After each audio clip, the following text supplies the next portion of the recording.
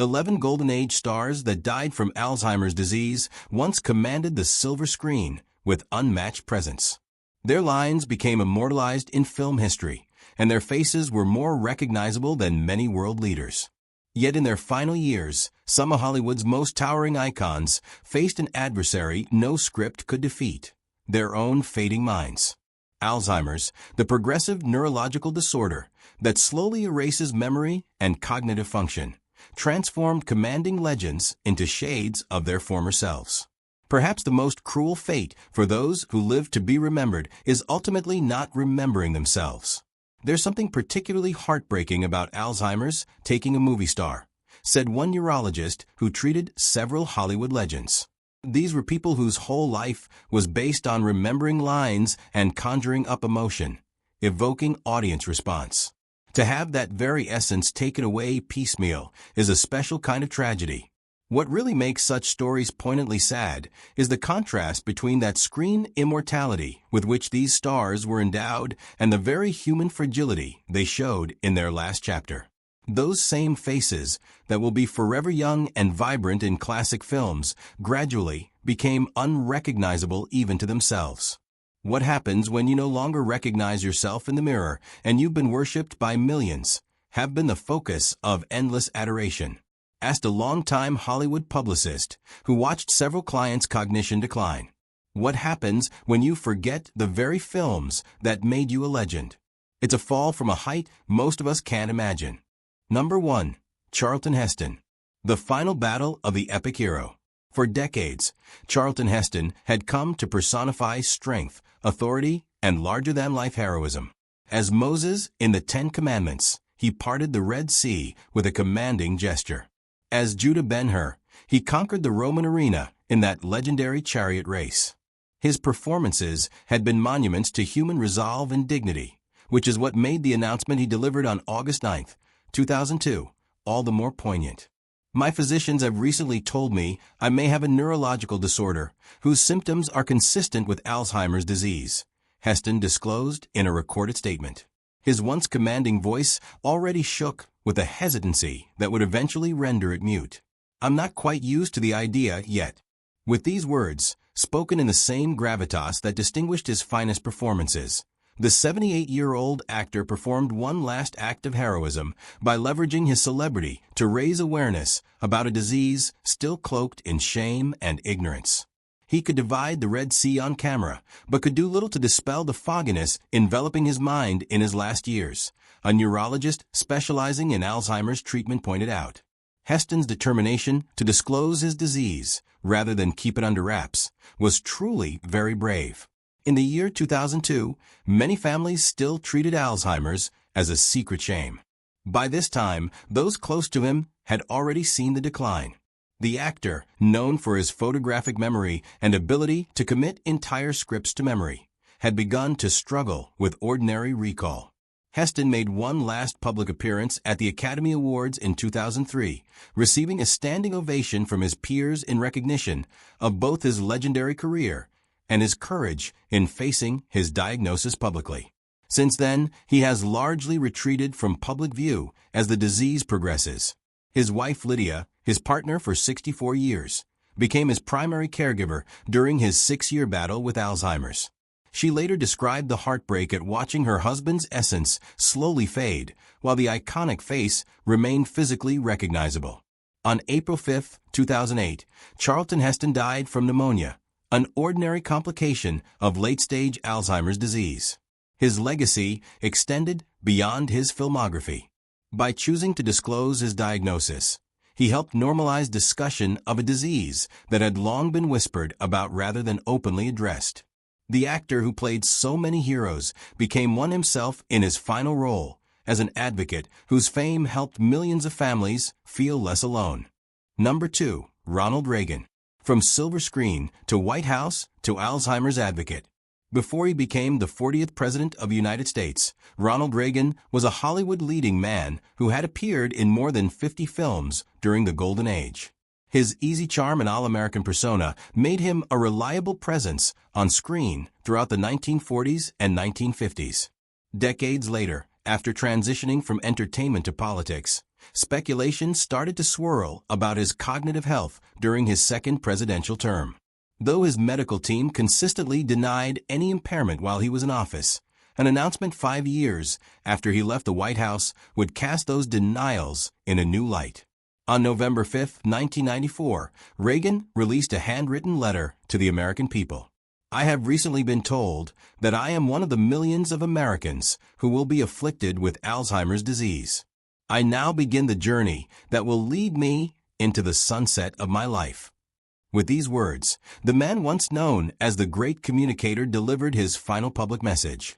Said a former White House physician, the great communicator silenced by disease.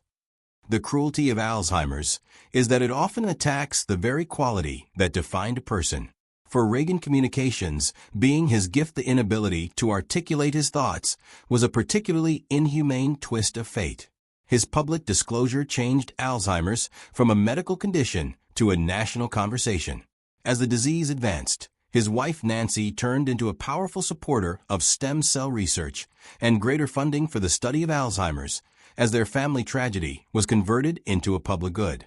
When a beloved former president announced he has Alzheimer's, it changed how people viewed the disease, said one researcher at the National Institute on Aging. The stigma lessens, the funding goes up, and more families seek help instead of hiding their loved one's condition.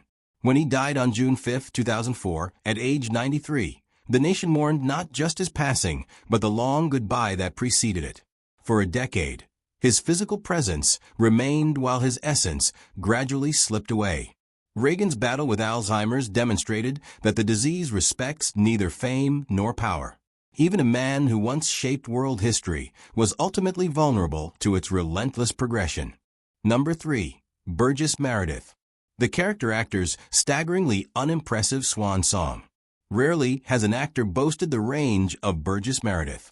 From his heart-shattering George in Of Mice and Men, through his scene-stealing Mickey in the Rocky films, to his campily unforgettable Penguin on television's Batman, Meredith showed astonishing versatility throughout his 7-decade career.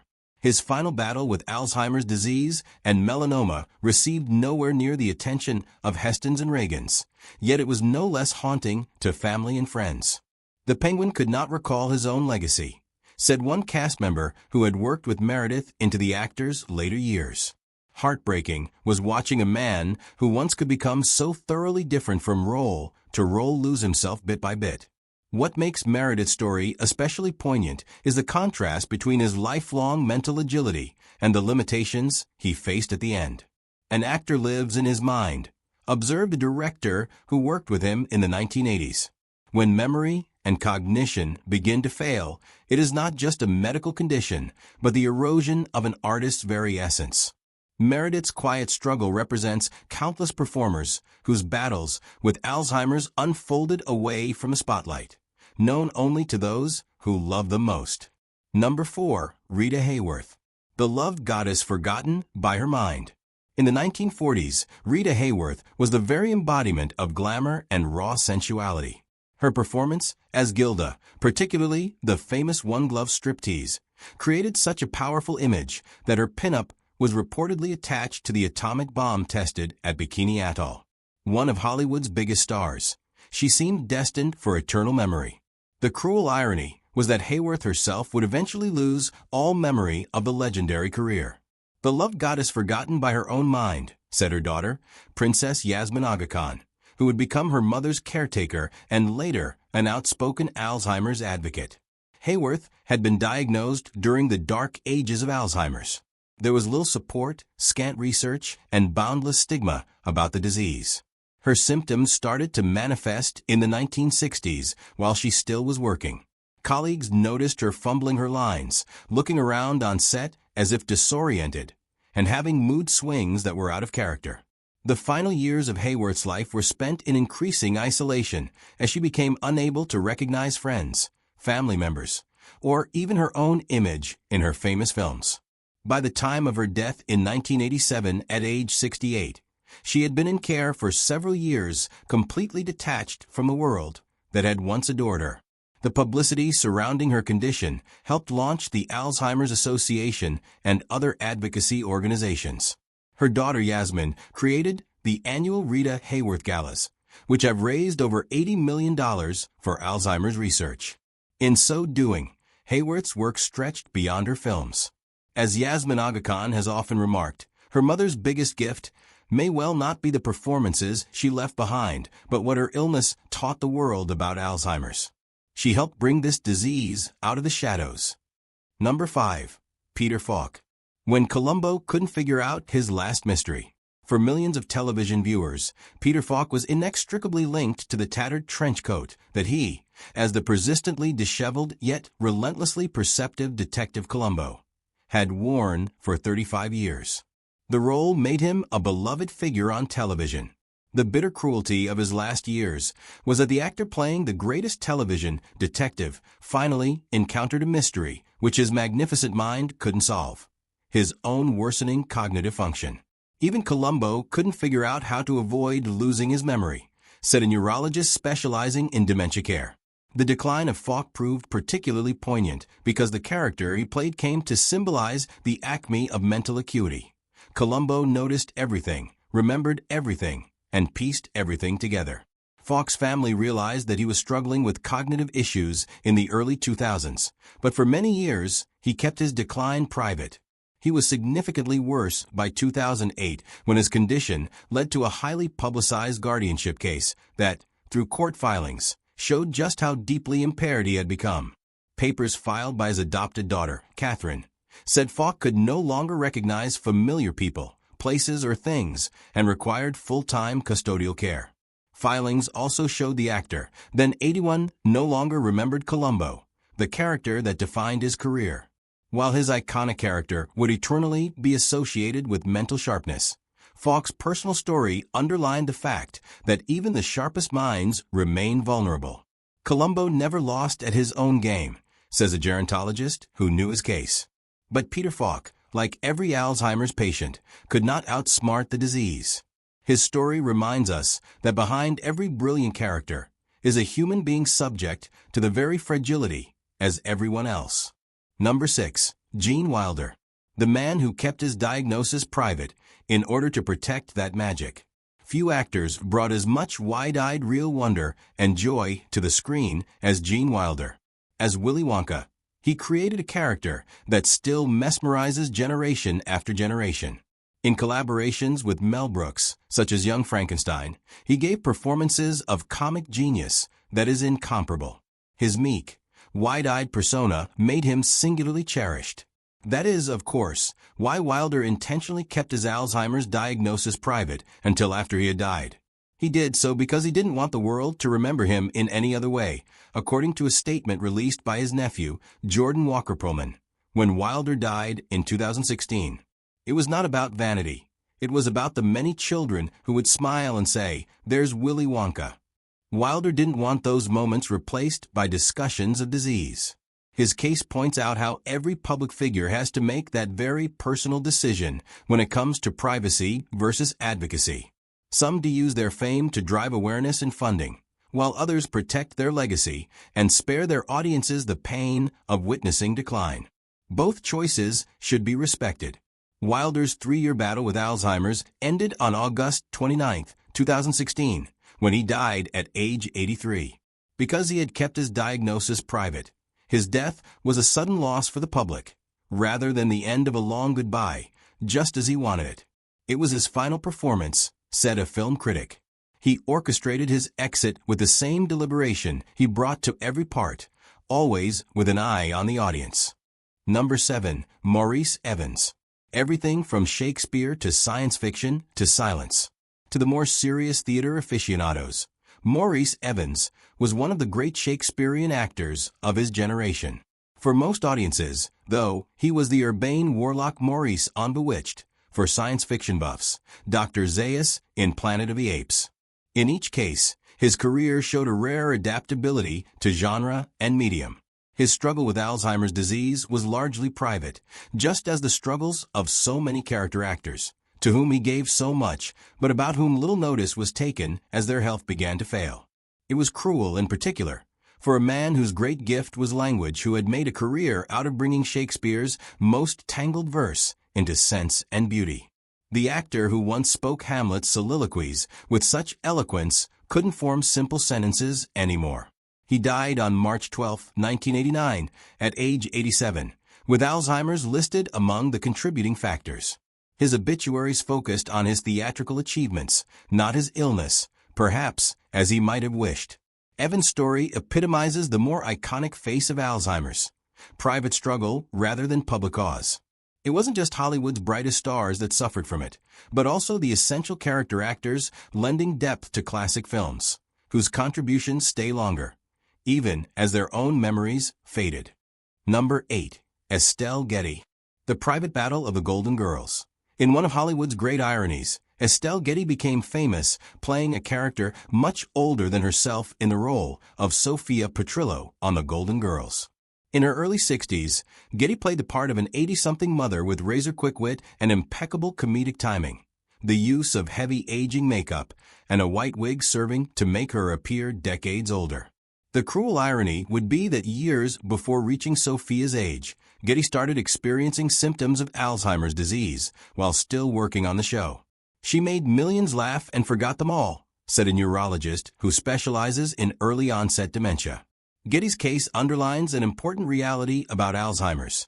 It doesn't always wait for extreme old age. Symptoms can start in the 60s or even earlier, which can make diagnosis more complex because doctors often aren't looking for dementia in younger seniors. Though she gained her primary fame through television, Getty enjoyed a long film career stretching back to the 1970s that linked her to the extended golden age of Hollywood. The fact that such a large number of fans were surprised by the announcement of Alzheimer's as her cause of death is a testament to how well her family protected her privacy. She leaves behind indelible performances and a raised consciousness that Alzheimer's can strike before advanced age.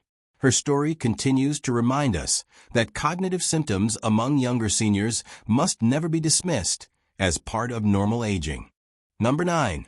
Glenn Ford. The everyman of Hollywood lost in time. For over 4 decades, Glenn Ford was the personification of dependable American masculinity on screen. From film noir classics, such as Gilda, to westerns like 3:10 to Yuma and social dramas like Blackboard Jungle, Ford projected a steadfast, relatable presence that made him one of Hollywood's most dependable leading men. His final years struggling with Alzheimer's disease were a cruel contrast to the strong, confident characters he played. "Hollywood's every man out of time," said a film historian who interviewed Ford when he was more robust. But there was something especially moving about seeing an actor who personified competence and command slowly lose his capacity to get through a day. Ford's cognitive decline became noticeable to family and friends in the early 1990s, though it progressed more slowly than in many Alzheimer's patients. "It's a strange reversal," said Peter Ford. "You grow up with this larger-than-life figure who represents strength and wisdom, and suddenly you're reminding him to eat or helping him get dressed." Glenn Ford's final public appearance came at his 90th birthday celebration in 2006, a carefully managed event where his frailty was evident, but where moments of recognition still emerged. He took a more precipitous turn for the worse shortly thereafter. He passed away on August 30th, 2006, at age 90. Obituaries certainly noted that he had battled Alzheimer's for many years, but the tributes mainly honored his astonishing career, his 87 films, and status as one of the surest box office stars of his time. Ford's experience shows how Alzheimer's can manifest differently for people, creating different emotional realities for patients and caregivers alike. Number 10. Norman Lloyd.